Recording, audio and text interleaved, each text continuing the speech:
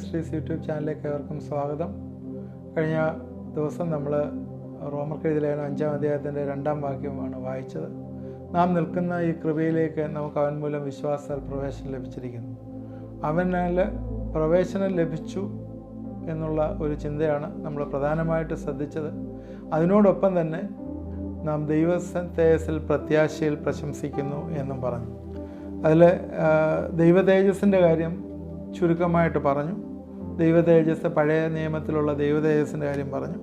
പുതിയ നിയമത്തിൽ ദൈവതേജസ്സുണ്ട്, ദൈവതേജസ്സിൻ്റെ അംശികളായിത്തീരുന്നു. അത് പുതിയ നിയമത്തിൽ കാണുന്ന ദൈവതേജസ് എന്ന് പറയുന്നത് കർത്താവിൻ്റെ രണ്ടാമത്തെ വരവിങ്കിൽ സംഭവിക്കുന്ന ഒരു കാര്യവുമായിട്ട് നമ്മുടെ ദൈവജനം മൗത്തീകരണം പ്രാപിക്കുമ്പോൾ കാണുന്ന ചില ചിന്തകളാണ് ഈ ദൈവതേജസ്സിൻ്റെ കാര്യം, ആ പ്രത്യാശ എന്ന് പറയുന്നത്. ഇതേ കാര്യം തന്നെ 11-ാം വാക്യത്തിലും നമ്മൾ സന്തോഷിക്കുന്ന കാര്യം പറയുന്നുണ്ട്. അവിടെ പറയുന്ന സന്തോഷം 11-ാം വാക്യത്തിൽ ദൈവത്തിൽ നാം പ്രശംസിക്കുകയും ചെയ്യുന്നു എന്ന് വീണ്ടും പറയുന്നുണ്ട്. നേരത്തെ പറഞ്ഞ പ്രത്യാശയിൽ പ്രശംസിക്കുന്നു, അവിടെ ദൈവത്തിൽ നാം പ്രശംസിക്കുന്നു എന്ന് പറയുന്നു. ഫിലിപ്പിക്കെഴുതിയ ലേഖനം 3-ാം അധ്യായത്തിൻ്റെ 21-ാം വാക്യത്തിൽ അവൻ സകലവും നമുക്ക് കീഴ്പ്പെടുത്തുവാൻ കഴിയുന്ന തൻ്റെ വ്യാപാര ശക്തി കൊണ്ട് നമ്മുടെ താഴ്ചയുള്ള ശരീരത്തെ തൻ്റെ മഹത്വമുള്ള ശരീരത്തോട് അനുരൂപരായി രൂപാന്തരപ്പെടുത്തും. ഇത് വലിയൊരു പ്രത്യാശയാണ്. ക്രിസ്തീയ സഭയുടെ അല്ലെങ്കിൽ ക്രിസ്തീയ ദൈവത്തിൻ്റെ മക്കളുടെ ഏറ്റവും വലിയൊരു പ്രത്യാശയാണ്. നമ്മുടെ താഴ്ചയുള്ള ശരീരത്തെ അവൻ്റെ മഹത്വമുള്ള ശരീരത്തോട് അനുരൂപരായി രൂപാന്തരപ്പെടും. എന്ന് വെച്ചാൽ കർത്താവിൻ്റെ ശരീരത്തെ പോലെ നമ്മളെ ആക്കി തീർക്കും എന്നുള്ള ഒരു വലിയ ചിന്ത. അത് വലിയൊരു മഹത്വപരമായിട്ടുള്ളൊരു കാര്യമാണ്. നേരത്തെ പഴയ നിയമ വിശുദ്ധന്മാർക്കൊന്നും അതങ്ങനെ വെളിപ്പെട്ട് കിട്ടിയിരുന്നില്ല. കൊലോസ്യർ 3:4 ഇത് തന്നെ പറയുന്നത്, നമ്മുടെ ജീവനായ ക്രിസ്തു വെളിപ്പെടുമ്പോൾ നിങ്ങളും അവനോട് തേജസ്സിൽ വെളിപ്പെടും. അപ്പോഴേ അവന് വെളിപ്പെടുന്ന സമയത്ത് നിങ്ങളും അവനോട് തേജസ്സിൽ വെളിപ്പെടും. എന്താണ് അതിൽ നിന്ന് മനസ്സിലാക്കുന്നത്? ഒരുപാട് വലിയ മീനിങ് ഉള്ള വാക്കുകളാണ്. ഒരിക്കലും കർത്താവ് വന്ന് നമ്മളെ കൂട്ടിച്ചേർക്കും. അത് രഹസ്യത്തിലൊരു വരവാണ്. അന്ന് കർത്താവിനെ ആരും കാണത്തില്ല. കർത്താവ് മധ്യാകാശത്തിൽ വന്ന് നമ്മളെയൊക്കെ കൂട്ടിച്ചേർക്കും. തെസ്സലോനിക്കർ എഴുതിയ ലേഖനത്തിനകത്ത് പറയുന്നുണ്ട്, അതിനെക്കുറിച്ച് നമ്മൾ സംസാരിച്ചാണ്. നമ്മളെ കൂട്ടിച്ചേർക്കും. എന്നാൽ അവൻ്റെ രണ്ടാമത്തെ വരവ് മഹത്വപ്രത്യക്ഷത, ക്രിസ്തു വെളിപ്പെടുന്ന സമയം നിങ്ങളും അവനോടുകൂടെ തേജസ്സിൽ വെളിപ്പെടും. ആ തേജസ്സിൽ നിങ്ങളും ഞാനും കാണുമെന്നുള്ള വലിയ പ്രത്യാശ. ഇത് വലിയൊരു പ്രത്യാശയാണ്. അതുകൊണ്ട് അതിനുവേണ്ടി നമ്മൾ എന്തൊക്കെ ചെയ്യണം എന്നുള്ളതും ഇതിൻ്റെ താഴോട്ടുള്ള ഭാഗങ്ങളിൽ പറയുന്നുണ്ട്. അതിലേക്ക് നമുക്ക് വരാം. വീണ്ടും 1 പത്രോസ് 5-ന്റെ 1-ാം വാക്യം, അതിൻ്റെ 10-ാം വാക്യത്തിലും എല്ലാം ഇത് പറയുന്നുണ്ട്. അവൻ്റെ ക്രിസ്തുവിൻ്റെ കഷ്ടാനുഭവത്തിന് സാക്ഷിയും വെളിപ്പെടുവാനുള്ള തേജസ്സും കൂട്ടാളിയായ ഞാൻ പ്രബോധിപ്പിക്കുന്നു. വെളിപ്പെടുവാനുള്ള തേജസ്, കർത്താവിൻ്റെ തേജസ് വെളിപ്പെടാനുള്ളതാണ്. എന്നാൽ അല്പകാലത്തേക്കുള്ള കഷ്ടം സഹിക്കുന്ന നിങ്ങളെ ക്രിസ്തുവിൽ തൻ്റെ നിത്യ തേജസ്സിനായി വിളിച്ചിരിക്കുന്ന സർവ്വകൃപാലുവായ ദൈവം തന്നെ യഥാസ്ഥാനപ്പെടുത്തി ഉറപ്പിച്ച് ശക്തീകരിക്കും. കഷ്ടം സഹിക്കുന്ന കാര്യം ഈ അടുത്ത വാക്യത്തിൽ നമ്മളതിനെ പ്രത്യേകിച്ച് നമ്മളതിനെ പഠിക്കാൻ പോവുകയാണ്. 3-ാം വാക്യത്തിൽ അത് തന്നെയല്ല, കഷ്ടത സഹിഷ്ണുതയും സഹിഷ്ണുസിദ്ധതയും പ്രത്യാശയും ഉളവാക്കുന്നു എന്ന് പറഞ്ഞ് നാം കഷ്ടങ്ങളിലും പ്രശംസിക്കുന്നു. നമ്മളെ കഷ്ടങ്ങളിലും പ്രശംസിക്കുന്നു എന്നുള്ള ഒരു ഭാഗം നമ്മളവിടെ പറയുന്നുണ്ട്. ദൈവതേജസ്സിൻ്റെ പ്രത്യാശയിൽ നാം പ്രശംസിക്കുകയാണ്, നമ്മൾ കഷ്ടങ്ങളിലും പ്രശംസിക്കുന്നു എന്ന് പറഞ്ഞ് എഴുതിയിരിക്കുന്നു. ഇവിടെ നമ്മൾ നേരത്തെ കണ്ടു 1 പത്രോസ് 5-ന്റെ അല്പകാലത്തേക്കുള്ള കഷ്ടം, നിത്യ തേജസ്സിനായി വിളിച്ചിരിക്കുന്ന സർവ്വകൃപാലുവായ ദൈവം തന്നെ യഥാസ്ഥാനപ്പെടുത്തി ഉറപ്പിച്ച് ശക്തീകരിക്കും. നമ്മൾ അവനെ പോലെ ആയിത്തീരുന്ന അനുഭവം, കഷ്ടങ്ങൾ കൂടി പൂർണ്ണത പ്രാപിക്കുന്ന അനുഭവം. ഇതിൽ പറയുന്നത് കഷ്ടം എന്ന് പറയുന്നത് വിശ്വാസത്തിൻ്റെ ഒരു ഫലമാണെന്നാണ് പറയുന്നത്. കാരണം വിശ്വാസത്തിൽ നിൽക്കുമ്പോഴാണ് കഷ്ടതയുള്ളത്. വിശ്വാസം ഇല്ലാത്തവർക്ക് എന്താ കഷ്ടത? അവർ കോംപ്രമൈസ് ചെയ്തങ്ങ് ജീവിച്ചു പോവുകയാണ് ഈ ലോകമായിട്ട്. അവർക്ക് കഷ്ടതയൊന്നുമില്ല. ആദിമസഭയിലെ കൈസർ ഭരിക്കുന്ന സമയത്ത്, റോമൻ ചക്രവർത്തിമാരുടെ ഭരണത്തിൻ്റെ സമയത്ത് ക്രിസ്ത്യാനികളെ ഒരുപാട് പീഡിപ്പിച്ചു. അന്ന് ലോർഡ് എന്ന് പറയുന്ന സീസറായിരുന്നു. സീസർ ദ ലോർഡ് എന്ന് പറഞ്ഞ് വണങ്ങിയില്ലെങ്കിൽ കൊന്നുകളയുമായിരുന്നു, മൃഗങ്ങളുടെ മുമ്പിൽ പിടിച്ചിടുമായിരുന്നു. അത് ക്രിസ്ത്യാനികൾ ചെയ്തില്ല, അവർ വഴങ്ങിയില്ല. അതുകൊണ്ട് വലിയ ഗാർഡൻ പാർട്ടിയിൽ അവരെ കത്തിച്ചു, തീപ്പന്തമായി കത്തിച്ചതായിട്ടുള്ള ഹിസ്റ്ററി ഒരുപാടുണ്ട്. അവരെ കർത്താവിന് വേണ്ടി ജയ് വിളിച്ചിട്ട് കർത്താവിന് വേണ്ടി മരിക്കാനായിട്ട് പ്രിപ്പയറായി ഇറങ്ങി. ഞങ്ങളുടെ കർത്താവിനെ ഒരിക്കലും ലോഡല്ലാതെ ഞങ്ങൾ പറയത്തില്ല, അല്ലെങ്കിൽ കർത്താവ് ഞങ്ങളെ വീണ്ടെടുത്ത ദൈവമാണ്, അവനാണ് ഞങ്ങളുടെ ലോഡ്, സീസർക്ക് ഞങ്ങൾ വിളക്ക് കത്തിക്കത്തില്ല, ധൂപം കാട്ടത്തില്ല എന്ന് പറഞ്ഞ് അവർ മരണം ഏറ്റുവാങ്ങിയ ആദിമ സഭയിലെ ഒരുപാട് വിശ്വാസികളുണ്ടായിരുന്നു. നമ്മൾ മറന്നുപോയത്. ഒരുപാട് കഷ്ടതയിൽ കൂടി കടന്നു പോകുന്നു. ഈ കഷ്ടങ്ങൾ വരുമ്പോൾ നമ്മളിതിൽ പ്രശംസിക്കുകയാണ്. അതിന് ദൈവദേശത്തിൻ്റെ പ്രത്യാശയിൽ നമ്മൾ പ്രശംസിക്കുന്ന പോലെ കഷ്ടങ്ങളിലും പ്രശംസിക്കുകയാണ്.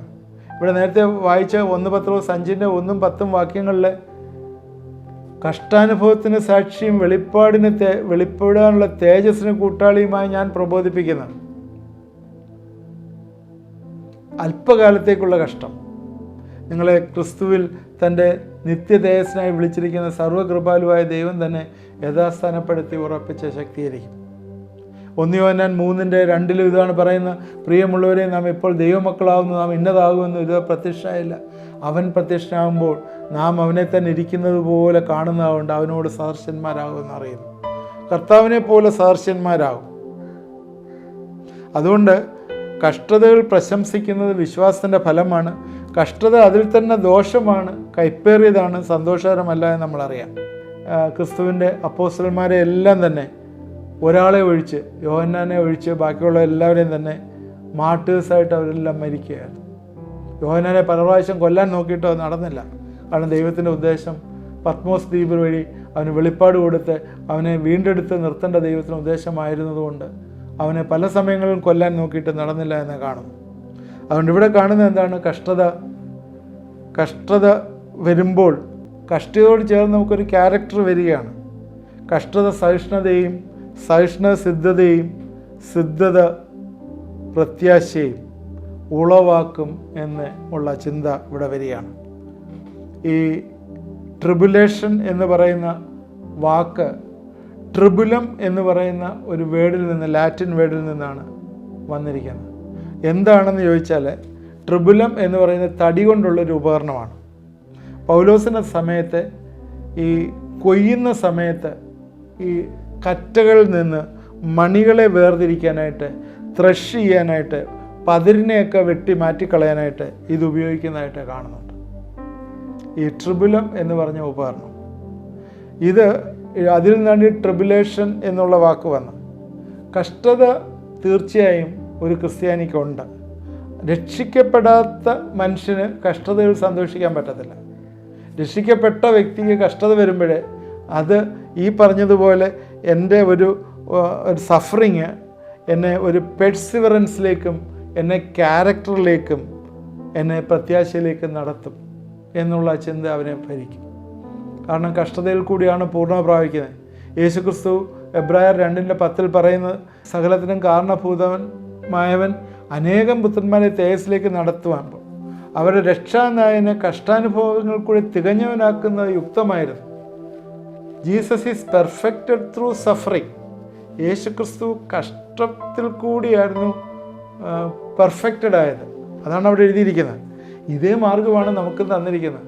ക്രിസ്തീയ വിശ്വാസത്തിന് വേണ്ടി നിലനിൽക്കുമ്പോൾ നേരത്തെ പറഞ്ഞ പോലെ ഓഫീസിലെ കഷ്ടം വരും, വർക്ക് ചെയ്യുന്ന സാഹചര്യങ്ങൾ കഷ്ടം വരും, ഭവനത്തിലെ കഷ്ടം വരും, ഒരുപാട് കാര്യങ്ങൾ. കാരണം അവിടെ കോംപ്രമൈസ് ഇല്ല. എന്നാൽ ദൈവം കൃപ തരും. ഈ സഫറിങ്ങിൽ കൂടി നമ്മളൊരു പെർസിവറൻസിലേക്ക് നടത്തപ്പെടും. ഇതാണ് എങ്ങനെയാണ് പറയുന്നത്.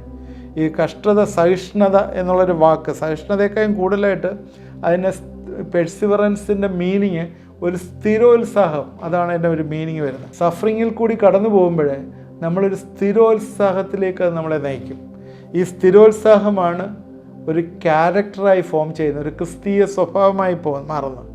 ക്രിസ്തീയ സ്വഭാവം, ക്രിസ്ത്യൻ ക്യാരക്ടർ, ഇതാണ് ദൈവത്തിൻ്റെ ക്യാരക്ടറായിട്ട് വരുന്നത്. യേശുവിൻ്റെ സ്വഭാവം.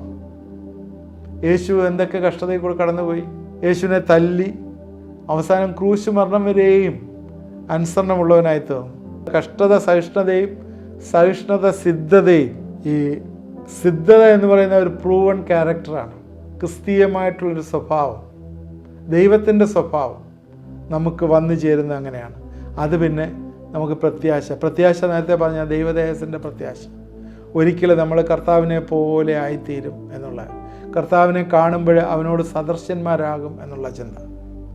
അതുകൊണ്ട് കർത്താവ് ക്രൂശ് സഹിച്ച സമയത്ത് പോലും കർത്താവ് അത് പ്രൂവ് ചെയ്ത് കാണിച്ചു എങ്ങനെയാണ് കഷ്ടം സഹിക്കേണ്ടത്. യാക്കോബ് പറയുന്ന തൻ്റെ ലേഖനത്തിൽ കൂടെ പറയുന്നതാണ്. യാക്കോബ് 1:11 തോന്നുന്നു, പരീക്ഷ സഹിക്കുന്ന മനുഷ്യൻ ഭാഗ്യവാൻ, അവൻ കൊള്ളാകുന്നവനായി തിരഞ്ഞ് തൻ്റെ മക്കൾക്കൊരുക്കിയ ജീവൻ്റെ കിരീടം പ്രാപിക്കും. കഷ്ടത സഹിക്കുന്ന മനുഷ്യന് ജീവൻ്റെ കിരീടം ദൈവം ഒരുക്കിയിരിക്കുന്നു എന്ന് കാണും. അതുകൊണ്ട് ഈ ഭാഗങ്ങളിൽ നമ്മൾ കാണേണ്ടത്, നമ്മൾ വായിച്ച ഈ 3 ഭാഗങ്ങളിൽ കൂടുതലായിട്ട് കാണുന്നത്, 1 പ്രത്യാശയിൽ പ്രശംസിക്കുന്ന ഒരു കാര്യം, 2 കഷ്ടതയിൽ പ്രശംസിക്കുന്ന കാര്യം, കൈപ്പേറിയ അനുഭവങ്ങൾക്ക് കടന്നു പോകുമ്പോൾ അതിൽ കൂടി നമ്മൾ പ്രശംസിക്കുന്ന കാര്യം. നമ്മുടെ പൂർവ്വ പിതാവായ എന്ന് പറഞ്ഞാൽ വേറൊരു രീതി പറഞ്ഞാൽ ഇസ്രായേൽ മക്കളെ ഡെലിവർ ചെയ്യാനായിട്ട് ദൈവം തിരഞ്ഞെടുത്ത മോശയെ അത് പഠിപ്പിക്കാനായിട്ട്, ആ ലീഡർഷിപ്പിലേക്ക് നടത്തുവാനായിട്ട് 40 വർഷം മരുഭൂമിയിലാക്കി. ആടുകളോടുകൂടി ദീർഘമായിട്ട് നടന്ന് അവനെ സഹിഷ്ണുത നന്നായി പഠിച്ചു. അവസാനം മോശയെക്കുറിച്ച് ദൈവം പറഞ്ഞിരിക്കുന്നത് എന്താണ്? സംഖ്യാപുസ്തകം 12:3 ഭൂമിയിലുള്ള സകല മനുഷ്യരിലും അതിസൗമ്യൻ എന്നാണ് മോശയെക്കുറിച്ച് പറഞ്ഞിരിക്കുന്നത്. ഭൂമിയിലുള്ള സകല മനുഷ്യരിലും അതിസൗമ്യൻ. അതുകൊണ്ട് കർത്താവിനെ നമ്മളെ മുഖാമുഖമായി കാണുമ്പോൾ ഈ കഷ്ടത സഹിഷ്ണുതയും, സഹിഷ്ണുത സിദ്ധതയും, സിദ്ധത പ്രത്യാശയും ഉളവാക്കുക. വേറെ പറഞ്ഞാൽ suffering, perseverance, character and hope. Suffering, perseverance, character and hope. അങ്ങനെ ഒരു സ്റ്റേജിലേക്ക് നമ്മളായിത്തീരുന്ന അനുഭവം എത്ര അനുഗ്രഹിക്കപ്പെട്ട ഒരു അനുഭവമാണ്. ഇതാർക്കാണുള്ളത്? കർത്താവിനെ അറിഞ്ഞവർക്കാണ്, രക്ഷിക്കപ്പെട്ടവർക്കാണ്. അല്ലാത്തവരെന്തോ പറയും? ഒരു കഷ്ടത വരുമ്പോൾ, അയ്യോ എന്നെ ഇങ്ങനെ ഈ കഷ്ടതക്കുള്ള നടത്തിയല്ലോ. കാരണം അവർക്കൊന്നും സഹിക്കാനേ പറ്റത്തില്ല. മറ്റേതാണ് എന്താണ്? ഇത്ര കഷ്ടത വന്നാലും പിടിച്ചു നിൽക്കാനായിട്ട് ദൈവത്തിൻ്റെ വലിയ വരം, ദൈവത്തിൻ്റെ വലിയ കൃപ. നേരത്തെ പറഞ്ഞു നാം നിൽക്കുന്ന ഈ കൃപ. പൗലോസിന് ഒരുപാട് കഷ്ടതയുണ്ടായിരുന്നു, അറിയാമെന്നുള്ള ജഡത്തിലെ ശൂലം, ശരീരത്തിലെ ചില പ്രയാസങ്ങൾ എന്നാണ് പറയുന്നത്. അത് മാറ്റുവാനായിട്ട് പല പ്രാവശ്യം ദൈവത്തോട് അപേക്ഷിച്ചു. ദൈവം എന്താണ് ഉത്തരം കൊടുത്തത്? എൻ്റെ കൃപ നിനക്ക് മതി. ഈ രോഗം അല്ലെങ്കിൽ ഈ പ്രയാസം, ശരീരത്തിലുള്ള പ്രയാസം കൊണ്ട് പൗലോസ് കപ്പൽ ചേതത്തിലകപ്പെട്ടു, പട്ടിണി കിടന്നു, പാമ്പിൻ്റെ കടിയേറ്റു, പല സ്ഥലങ്ങളിലെ ഇങ്ങനെ തടവിലാക്കപ്പെട്ടു, അനേകം ദിവസം പട്ടിണി, ഉറക്കമില്ലായ്മ, എല്ലാം ഈ ശരീരത്തിലുള്ള ഈ കഷ്ടതയിൽ കൂടി കടന്നു പോയപ്പോൾ. എന്നിട്ടും ദൈവത്തിൻ്റെ കൃപയാലെ ദൈവ ക്യാരക്ടർ കൂടുതൽ ഇമ്പാർട്ട് ചെയ്ത് ക്രിസ്തീയ സ്വഭാവം നടത്തി അവനിലേക്ക് വരാനായിട്ട് ഇടവന്നു എന്ന് കാണും. അതുകൊണ്ട് എന്താ സംഭവിച്ചത്? ആ പ്രത്യാശയ്ക്ക് ഒരിക്കലും ഭംഗം വന്നില്ല. അതാണ്, പ്രത്യാശയ്ക്ക് ഒരിക്കലും ഭംഗം വന്നില്ല, കഷ്ടതയിൽ പ്രശംസിച്ചു എന്ന് കാണും. പത്രോസിൻ്റെ ജീവിതത്തിൽ പോലും യേശു പറയുന്നുണ്ട് പത്രോസിനോട്, സാത്താൻ നിന്നെ പാറ്റാൻ അനുവാദം ചോദിച്ചു എന്ന്. ശരിക്കും അവനെ പതിരാക്കി കളയാനായിട്ട് സാത്താൻ അനുവാദം ചോദിച്ചു, പത്രോസിനെ നശിപ്പിക്കാനായിട്ട്. അത് പറയാനുള്ള കാര്യം എന്ന് വെച്ചാൽ, നമ്മുടെയൊക്കെ ജീവിതങ്ങളിലെ ഈ പെർസിവറൻസിൽ, ആ ക്യാരക്ടർ ഫോർമേഷനിൽ കടന്നു പോകാനായിട്ട് നമ്മൾ വിമുഖത കാണിക്കുന്നുണ്ട്. ഇന്ന് സഫറിങ് വരുമ്പോൾ അയ്യോ എന്ന് പറഞ്ഞ് നിലവിളിച്ച്, എന്നെക്കൊണ്ട് പറ്റത്തില്ലേ എന്ന് പറഞ്ഞ് നമ്മൾ പിന്മാറുന്ന അവസ്ഥ പലപ്പോഴും ഉണ്ട്. എന്തെങ്കിലുമൊക്കെ പ്രയാസങ്ങളുണ്ടെങ്കിൽ അത് സഹിപ്പാനുള്ള കൃപയും ദൈവം നമുക്ക് തരും. കഷ്ടങ്ങൾ പ്രശംസിക്കണമെങ്കിൽ ഈ പറയുന്ന ചില പോയിന്റുകൾ നമ്മൾ ഓർത്തിരിക്കണം. ഒന്ന്, കഷ്ടത സഹിഷ്ണുതയെ ഉളവാക്കുന്നു. Suffering leads to perseverance. സഹിഷ്ണുത, ക്ഷമ എന്നൊക്കെ പറയാം. ജീവിതത്തിലെ കഷ്ടങ്ങൾ വരുമ്പോൾ അതിൽ തന്നെ അതിനെ ശപിക്കുകയല്ല, അതിൽ ദൈവത്തിൻ്റെ കൃപ പ്രാപിച്ച് നമ്മൾ സഹിഷ്ണുതയോടുകൂടി ജീവിക്കാനായിട്ട് നമ്മൾ പഠിക്കുക. രണ്ടാമത്, സഹിഷ്ണുത സിദ്ധതയെ ഉളവാക്കുന്നു എന്ന് മറന്നു പോകരുത്. സിദ്ധത അതൊരു ക്രിസ്ത്യൻ ക്യാരക്ടറാണ്, ഒരു സ്വഭാവ ഗുണം, അത് വന്നു ചേരുകയാണ്. അതുകൊണ്ട് വെള്ളി, പൊന്ന് മുതലായിട്ടുള്ള മെറ്റൽസ് തീയിൽ കൂടി ശോധന ചെയ്ത് അതിനെ ശുദ്ധീകരിക്കുന്നത് പോലെ നമ്മളെയും പലപ്പോഴും ശുദ്ധീകരിച്ചുകൊണ്ടിരിക്കുന്നു എന്ന് മറന്നു പോകരുത്.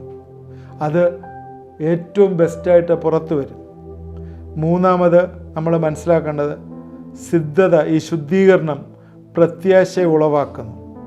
ഈ പ്രത്യാശയ്ക്കോ ഒരു നാളും ഭംഗം വരുന്നില്ല. ഈ ഹോപ്പാണ് നമ്മുടെ ഏറ്റവും പ്രധാനപ്പെട്ടത്. ഹോപ്പ് നമുക്ക് വലിയൊരു പ്രത്യാശ നമുക്ക് തന്നിട്ടുണ്ട്.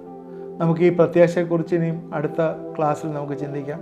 പ്രത്യാശ, ദൈവം നമുക്ക് തന്നിരിക്കുന്ന പ്രത്യാശ എന്താണ്, അതിൻ്റെ 3 ഡയമെൻഷണലായിട്ടുള്ള ഒരു ഔട്ട്ലുക്ക് പ്രത്യാശയുടെ, അതിനെക്കുറിച്ച് നമുക്ക് അടുത്ത ക്ലാസ്സിൽ ചിന്തിക്കാം. ഇന്ന് ഞാൻ നിങ്ങളോട് പറയാനായിട്ട് ആഗ്രഹിച്ച ഇത്രയേ ഉള്ളൂ. നമ്മൾ ദൈവതേജസ്സിൽ പ്രത്യാശ വയ്ക്കുക, കഷ്ടങ്ങളിലും പ്രശംസിക്കുക. എന്തിനാണെന്ന് ചോദിച്ചാൽ, കഷ്ടത സഹിഷ്ണുതയെയും പ്രത്യാശയെയും ഉളവാക്കും. അതിനാൽ ഈ ദിവസങ്ങൾ യേശുക്രിസ്തു കഷ്ടതയിൽ കൂടി പൂർണ്ണത പ്രാപിച്ച പോലെ നമ്മളും പൂർണ്ണത പ്രാപിക്കാനായിട്ട് ദൈവം ആഗ്രഹിക്കുന്നു.